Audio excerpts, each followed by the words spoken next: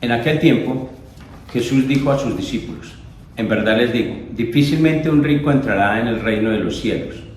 También les digo, es más fácil para un camello pasar por el ojo de una aguja que para un rico entrar en el reino de Dios.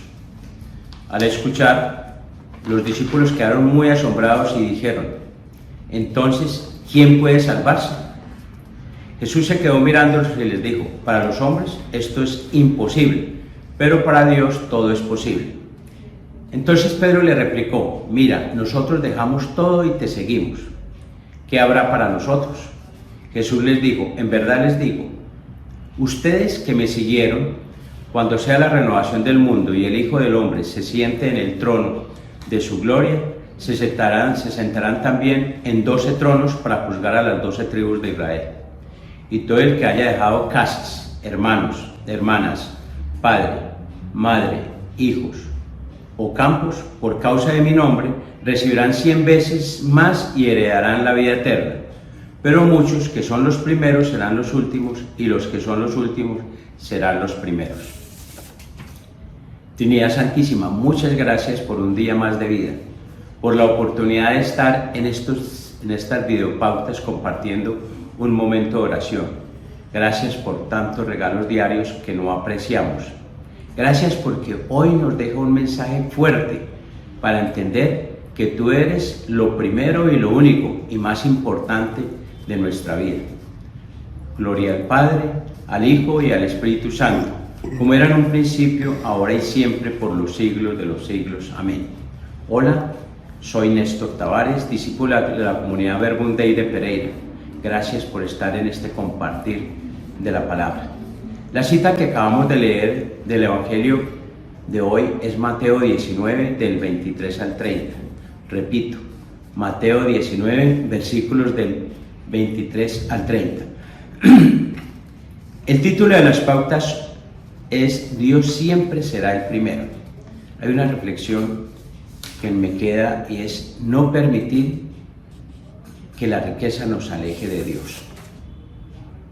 El Señor en este Evangelio nos está dejando nuevamente en claro la advertencia sobre las riquezas. Diría que es una situación que no terminamos de entender fácilmente. Él habla con sus discípulos y debemos de entender que esos discípulos también somos nosotros, somos todos. Él nos dice sobre el peligro del dinero o bienes materiales y todo tipo de posesiones, ese riesgo de alejarnos de Él, ese riesgo que nos implica alejarnos de la oración, de la vida de servicio, nos aleja del camino que debemos seguir para conseguir la vida eterna. Es aquí que debemos darnos cuenta que hay otro tipo de riqueza, del que generalmente no hablamos ni analizamos, cuando nos lo presentan, que es la riqueza que encontramos en la oración, en ese diálogo con el Señor, esa inmensa riqueza que encontramos en la comunidad, por ejemplo, con este encuentro que acabamos de realizar en la ciudad de Medellín. Esa riqueza que nos habla Colosenses, en Colosenses 3.2, que dice: busque las cosas de arriba, donde Cristo está sentado a la derecha de Dios. Todo lo que podemos encontrar en la vida eterna, esa sí es la riqueza que debemos buscar y atesorar.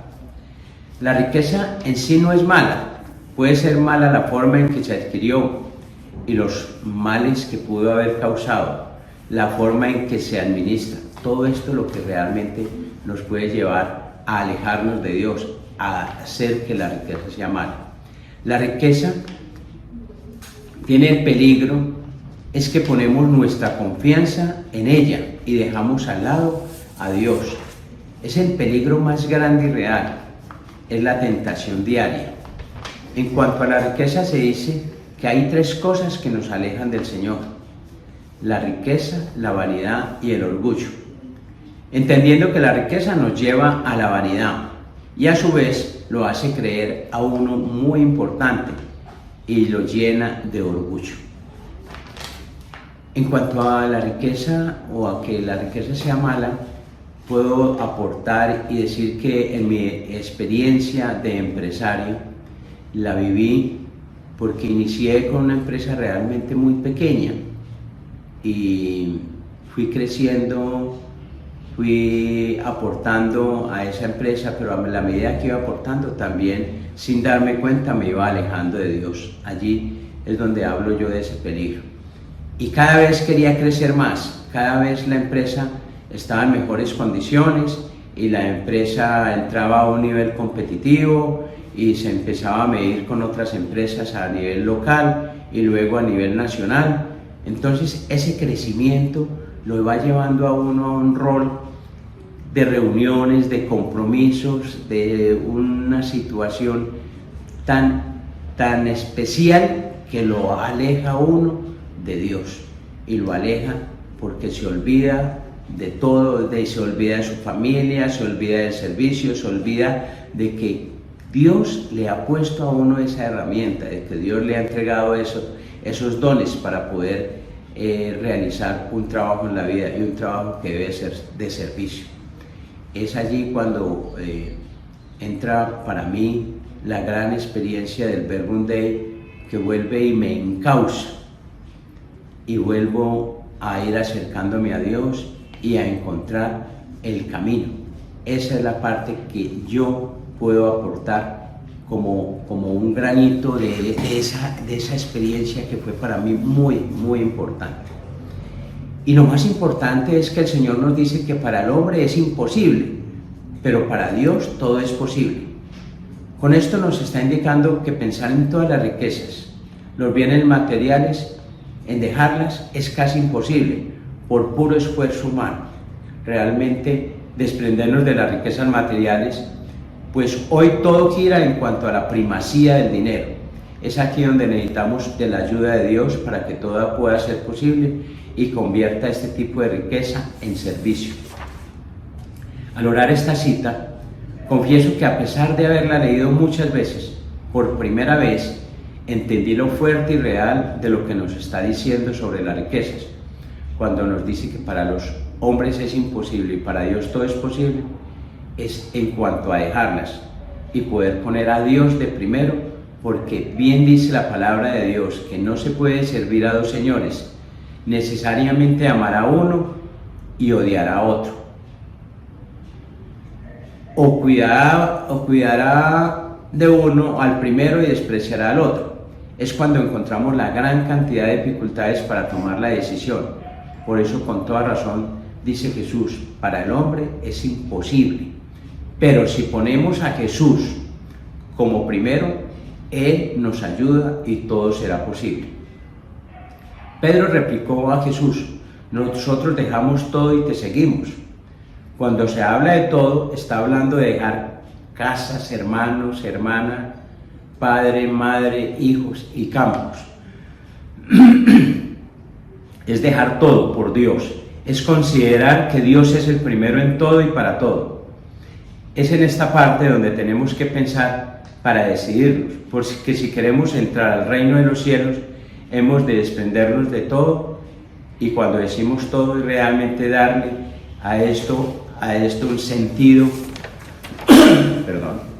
a la palabra, todo lo que nos esclaviza y nos ata a este mundo, para que llegado el momento de partir no tengamos carga. Tenemos que dar una respuesta contundente y coherente, porque no hay caminos intermedios. O sea, el Señor nos quiere fríos, el Señor nos quiere fríos o calientes.